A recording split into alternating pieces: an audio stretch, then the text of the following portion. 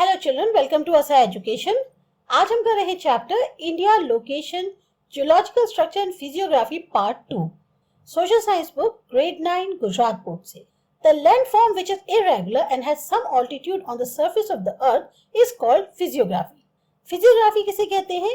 एक ऐसा लैंडफॉर्म जो बराबर नहीं है, समतल नहीं है, इरेगुलर है, उसमें जो अर्थ का सरफेस है उसमें कहीं कुछ ऊंचाई भी है, उसे हम फिजियोग्राफी कहते हैं। It includes mountains, plateaus, plains, etc. इसमें पहाड़ शामिल हैं, प्लेट्यूज यानी कम ऊंचाई वाली पहाड़ियां शामिल हैं और प्लेन्स यानी मैदानी इलाके। On the basis of physiography, India can be divided into following physiographic regions. अब फिजियोग्राफी के आधार पर इंडिया को जो है हम कुछ फिजियोग्राफिक रीजन्स में बांट सकते हैं। Northern mountainous reason, great northern plains, peninsular plateau, coastal planes और आर्किपिएलागोस। अब आर्किपिएलागोस किसको बोलते हैं? द्वीपों का यानी जो आइलैंड्स का ग्रुप होता है उसको जो है हम आर्किपिएलागोस बोलते हैं। सबसे पहले है northern mountainous region. This is an important natural region of India. ये इंडिया का एक बिल्कुल ही प्राकृतिक क्षेत्र है। It is known as Himalayan mountain system spread over 2400 kilometre in the west east direction in the north. अब इसको हम बोलते हैं हिमालयन माउंटेन सिस्टम और ये लगभग 2400 किलोमीटर के दायरे में है जो कि वेस्ट ईस्ट डायरेक्शन में नॉर्थ में फैला हुआ है। It has an arc shape. इसकी जो आकार है वो आर्क के फॉर्म में है। Its width ranges between 240 kilometre to 320 kilometre और इसकी जो चौड़ाई है वो लगभग 240 किलोमीटर से 320 किलोमीटर तक की है। The Himalayas is not a single mountain but is a complex of many mountain ranges. Himalaya कोई एक ही पहाड़ी नहीं है बल्कि बहुत सारी जटिल पहाड़ियां का एक जैसे कहना चाहिए समूह है। Going towards east from Afghanistan, it extends up to Myanmar via India, Nepal and Bhutan. अगर आप ईस्ट से जाते हो मतलब ईस्ट की तरफ जा रहे हो अफगानिस्तान से, तो यहाँ से आपको ये दिखेंगे हिमालयस फैले हुए, म्यांमार कैसे इंडिया, नेपाल और भूटान होते हुए। It has more span in Tibet in the north. अब इसमें तिब्बत में जो है हिमालयस का स्पैन ज्यादा है नॉर्थ के डायरेक्शन में। It is a part of the mountain system known as the Pamir Knot. और ये जो है हिस्सा है माउंटेन सिस्टम का जिसको हम बोलते हैं Pamir not. Himalayas on the whole can be divided into two divisions. अब हिमालयस को हम दो डिविजन में भाग सकते हैं, नॉर्दर्न हिमालयन रीजन और ईस्टर्न हिमालयस। पहले बात करते हैं नॉर्दर्न हिमालयन रीजन की। There are three mountain ranges parallel to each other. The northern range is called Greater Himalayas. तीन माउंटेन रेंजेस हैं जो एक दूसरे के पैरेलल है। नॉर्दर्न रेंज का जो है उसे बोलते हैं हम greater Himalayas. This is the loftiest range among the Himalayas, wherein there are more than 40 peaks which exceed height of 7000 meters. ये वो हिमालय का रेंज है जिसमें बहुत ऊंची ऊंची पहाड़ियां हैं। लगभग 40 चोटियां ऐसी हैं जिनकी हाइट 7000 मीटर से ज्यादा की है। Most famous among them is Mount Everest, which is 8848 meters high. वहीं पर जो सबसे फेमस है वो है माउंट एवरेस्ट की चोटी जो कि 8848 मीटर ऊंची है। It is on Nepal China border और ये नेपाल चाइना बॉर्डर पे है। It is known as Sagarmatha in Tibet. इसको सागर मंथ बोलते हैं तिब्बत में। Other famous peak is Godwin Austen और K2 8611 metre which is the highest peak of India.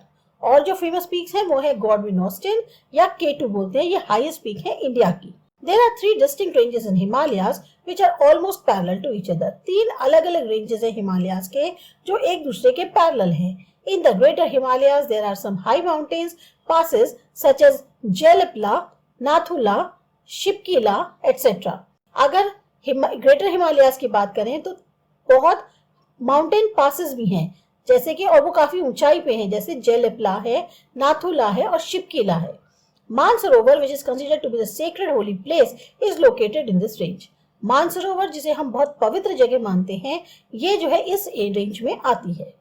अब है इसके बारे में थोड़ी सी और जानकारी अगर आप जानना चाहें तो सबसे ऊंची चोटी है माउंट एवरेस्ट की, फिर आता है K2, फिर कंचनजंगा, फिर मकालू, फिर धावलगिरी और फिर Annapurna.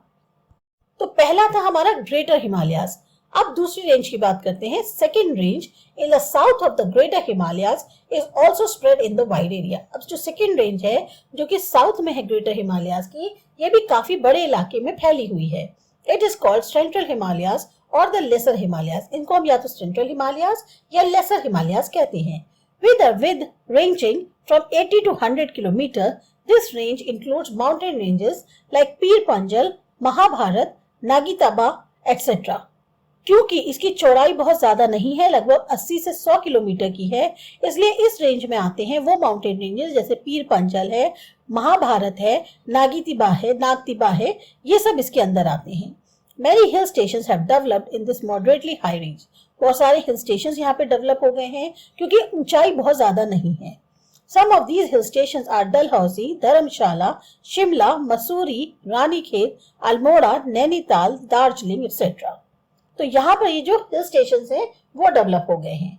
Gangotri, Yamunotri, Badrinath, Kedarnath, Hemkund Sahib etcetera famous Holi places. अब यहाँ के जो पवित्र जगह मानी गई हैं वो है Gangotri, Yamunotri, Badrinath, Kedarnath, Hemkund Sahib. Kullu, Kangra and Kashmir are extremely beautiful natural valleys in this region. और जो बिल्कुल ही प्राकृतिक तौर पे जो घाटियां हैं जो बहुत खूबसूरत हैं, उसमें कुल्लू, कांगड़ा और कश्मीर है जो कि इस एरिया में लोकेटेड है या इस क्षेत्र में आते हैं। Third range, situated in further south, is known as Shivalik, outer Himalayas, and most of it falls within India. तीसरी रेंज जो है जो कि और ज्यादा साउथ में है उसे बोलते हैं शिवालिक, आउटर हिमालयाज, और इसका ज्यादातर हिस्सा इंडिया में आता है। It is about 10 to 15 kilometer wide and has an average height of 1000 meters. ये लगभग 10 से 15 किलोमीटर की चौड़ाई में है और इसकी एवरेज हाइट 1000 मीटर है। Peculiar valley formations have taken place in this range, which are covered by gravel, stones and thick sediments. कुछ खास जो है वैली फॉर्मेशन यहाँ पर हुए हैं इस रेंज में, और जिसको कवर किया हुआ है जो पत्थर होते हैं, बड़े बड़े बोल्डर्स होते हैं, या जो बड़ी बड़ी चीजें ऊपर से बह के आती हैं सेडिमेंट्स, उनके द्वारा। Locally these are known as Dun और देहरादून, पाटली दून, कोठारी दून एक्सेट्रा। तो इनको जो है लोकल तौर पे दून कहा जाता है, और जहाँ जो जगह बनी हुई है वो है देहरादून, पाटली दून, कोठारी दून। फिर आते हैं हमारे eastern Himalayas. Ranges situated in the eastern part of the Himalayan ranges have laser height.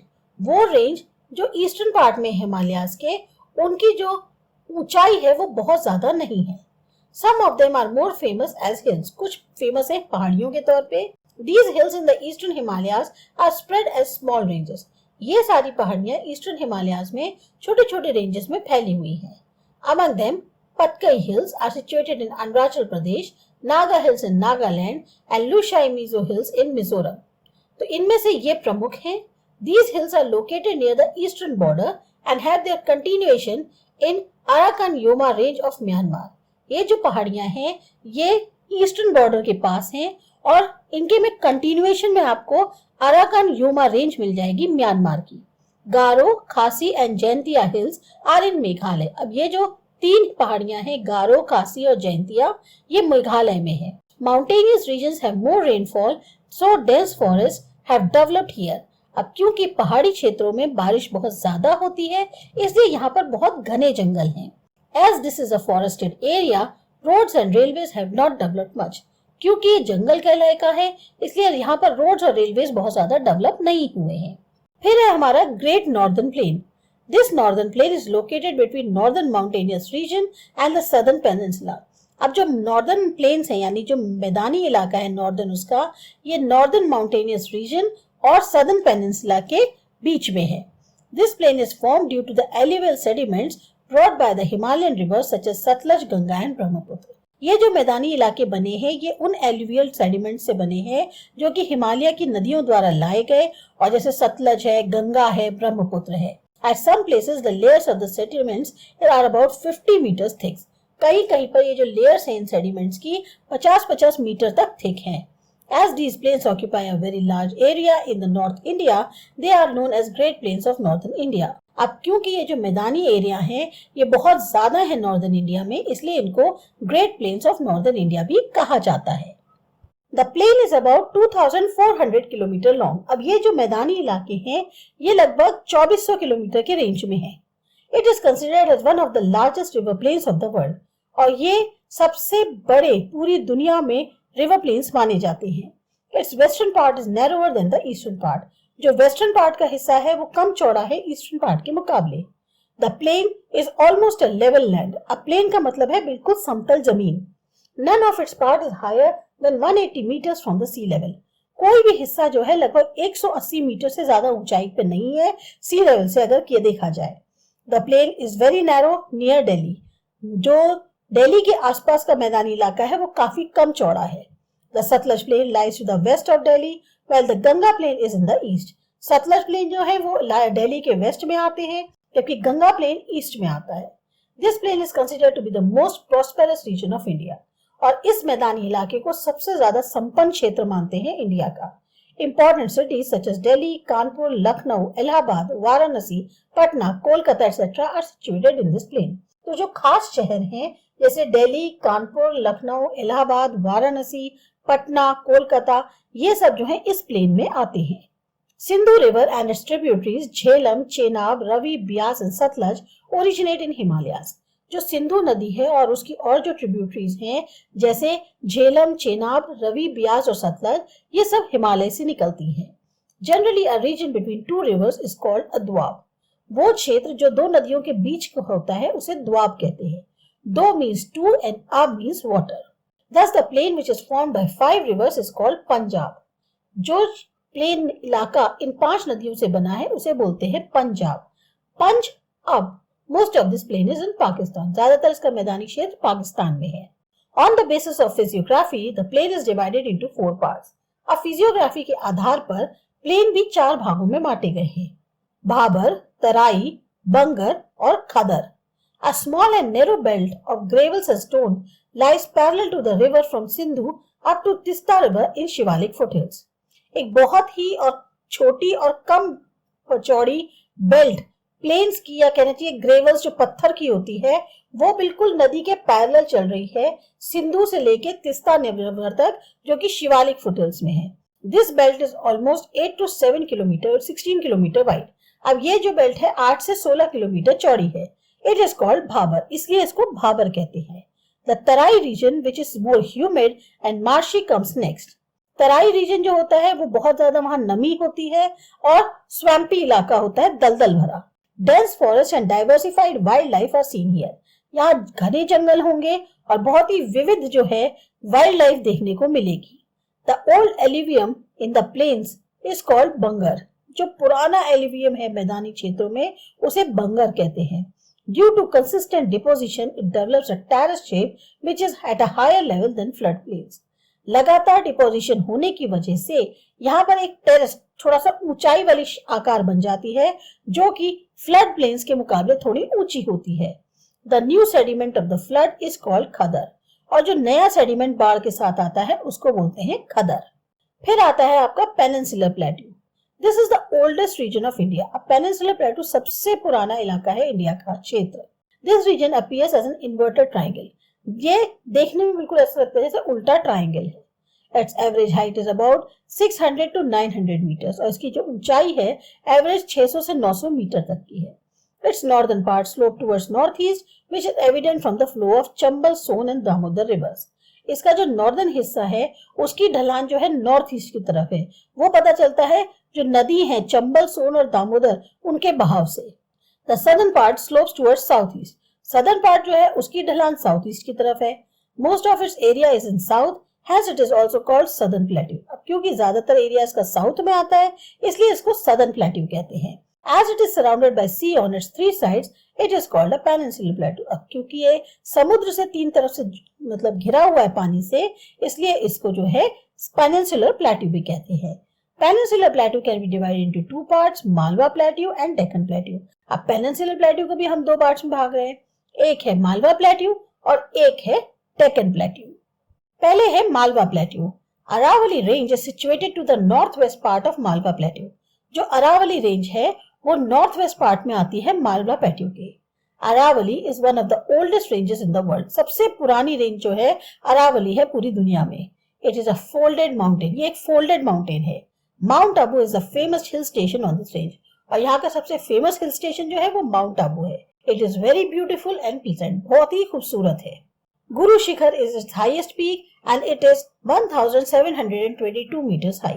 गुरु शिखर यहाँ की सबसे ऊंची चोटी है जिसकी ऊंचाई लगभग 1722 मीटर है। To the south of this region the river Chambal and Betwa emerging from Vindhyachal flow northwards and meet river Yamuna while river Son flows northward and meets river Ganga. इसके साउथ में, इस एरिया के साउथ में जो रिवर है चंबल और बेतवा, वो निकलती है विंध्याचल से, वो नॉर्थ डायरेक्शन में फ्लो करती है और यमुना नदी से मिल जाती है, जबकि जो सोन नदी है वो नॉर्थ की तरफ फ्लो करती है और गंगा से मिलती है।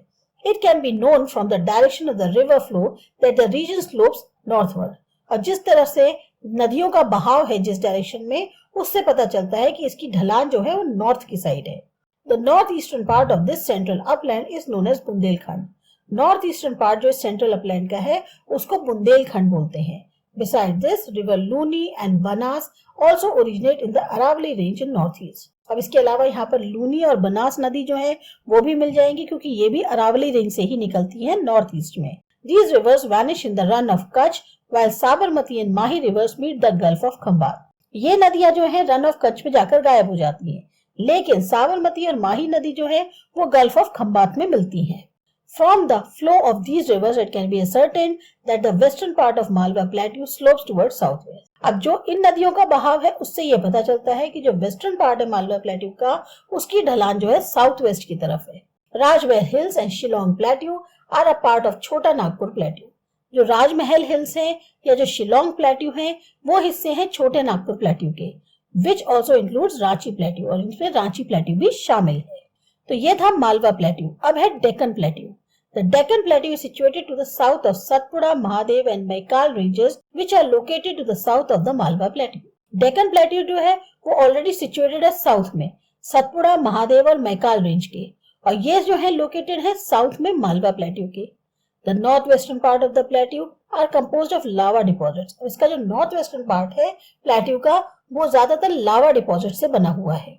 On the western side, its border is demarcated by Western Ghats, which run north-south along the Arabian Sea coast. अब जो नॉर्थ वेस्टर्न पार्ट है इस प्लेट्यू का, एक तो पहले उसमें लावा डिपॉजिट्स हैं, फिर दूसरा जो वेस्टर्न साइड है उसमें इसकी जो बॉर्डर है वो वेस्टर्न घाट्स से एक तरह से जो लकीर है उसकी डिमार्केट किया गया है कि वेस्टर्न घाट्स हैं, और ये रन करते हैं नॉर्थ साउथ में अरेबियन सी के साथ साथ। It has several local names. अब यहाँ पे इनके कई सारे लोकल नेम दिए गए हैं। It is called Sahyadri in Maharashtra and Karnataka, as Nilgiri in Tamil Nadu, and Annamalai and Cardamom ranges in along the border of Kerala and Tamil Nadu. अब यहाँ बहुत सारे नाम दिए हुए डेक्कन प्लेट्यू को। सह्याद्री बोलते हैं महाराष्ट्र और कर्नाटक में, नीलगिरीज बोलते हैं तमिलनाडु में, और अन्नामलाई और कार्डमम रेंज बोलते हैं जो बॉर्डर्स है केरला के और तमिलनाडु के वहां पे। The southern portion of western Ghats is more Lofty. जो सदर्न पोर्शन है वेस्टर्न घाट्स का वो ज्यादा ऊंचाई वाला है। Generally, the average height of the Deccan Plateau ranges between 900 to 1000 meters, but at a few places it exceeds that height. Average height जो Deccan plateau की है वो लगभग 900 से 1000 मीटर की है। कहीं कहीं जगहों पर है कि यहाँ पर ऊंचाई थोड़ी ज्यादा है। Few isolated hills have more than 900 meters of height form the eastern boundary of this plateau. कुछ ऐसी अकेली पहाड़ियां हैं जिनकी ऊंचाई 900 मीटर से ज्यादा है और ये बनाती हैं ईस्टर्न बाउंड्री इस प्लेट्यू की। This is called Eastern Ghats, इसीलिए इसको ईस्टर्न घाट्स कहते हैं। It has several slopes towards southeast, which is evident from the direction of the flow of rivers. और इसकी जो ढलान है वो साउथ ईस्ट की तरफ है, जो पता चलता है नदियों के बहाव से। Except river Narmada and Tapi, which flow westward, most of the rivers of the Deccan Plateau flow eastward and meet the Bay of Bengal. Sir Narmada और तापी को छोड़ दें जो कि वेस्ट की तरफ फ्लो करती हैं, बाकी ज्यादातर जितनी भी नदियां हैं डेक्कन प्लेट्यू की वो ईस्ट की तरफ बहती हैं और बे ऑफ बंगाल में जाकर मिलती हैं।